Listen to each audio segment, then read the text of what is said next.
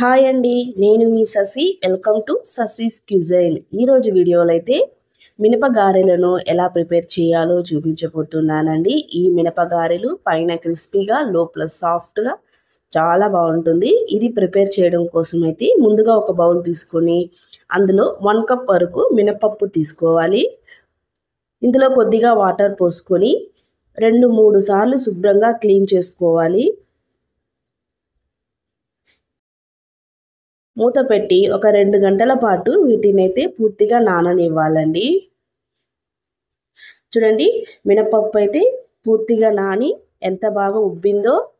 వీటినైతే మరోసారి శుభ్రంగా క్లీన్ చేసి తీసుకోవాలి. మిక్సీ జార్ తీసుకొని అందులో మినపప్పు వేసుకోవాలి. ఇందులో ఎక్కువ వాటర్ పోయకుండా కొద్దిగా వాటర్ పోసుకుంటూ గట్టిగా మెత్తగా మనం మిక్సీ పట్టి తీసుకోవాలి. చూడండి, ఈ విధంగా మనం మిక్సీ పట్టి తీసుకోవాలి. మరి ఎక్కువ వాటర్ పోసేస్తే మనకి ఈ గారెలు రావు. కాబట్టి చూడండి, ఈ విధంగా ఉండాలి కన్సిస్టెన్సీ అనేది. అప్పుడే మనకి గారెలు పర్ఫెక్ట్గా వస్తుంది. ఇందులో 1/2 కప్ వరకు సన్నగా కట్ చేసుకున్న ఉల్లిపాయ ముక్కలు వేసుకోవాలి. ఉల్లిపాయ ముక్కలు వేయడం వల్ల కొంచెం మధ్యలో క్రిస్పీగా టేస్ట్ చాలా బాగుంటుంది. ఇందులో సన్నగా కట్ చేసుకున్న పచ్చిమిర్చి, 1/2 టీ స్పూన్ జీలకర్ర, 5 మిరియాలని ఈ విధంగా దంచి వేసుకోండి. రుచికి సరిపడా సాల్ట్ వేసుకోవాలి. ఇందులో 1 చిటికెడు వంట సోడా వేసుకోవాలండి. మీరు అప్పటికప్పుడే గారెలు చేసుకోవాలనుకుంటే 1 చిటికెడు వంట సోడా వేసుకొని మనం వెంటనే గారెలు చేసుకోవచ్చు.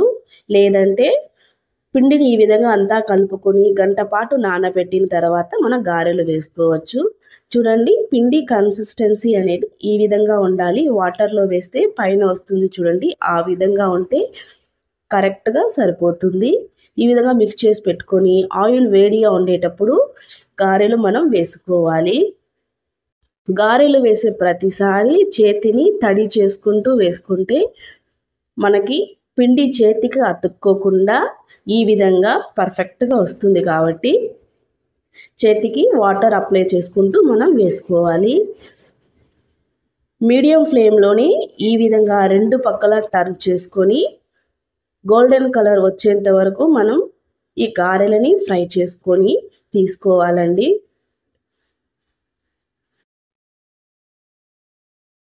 లో ఫ్లేమ్లో పెట్టి ఫ్రై చేసుకున్నాం అనుకోండి, ఆయిల్ ఎక్కువ లాగేస్తుంది. కాబట్టి మీడియం ఫ్లేమ్లో పెట్టుకొని వీటినైతే ఫ్రై చేసుకోవాలి మనం.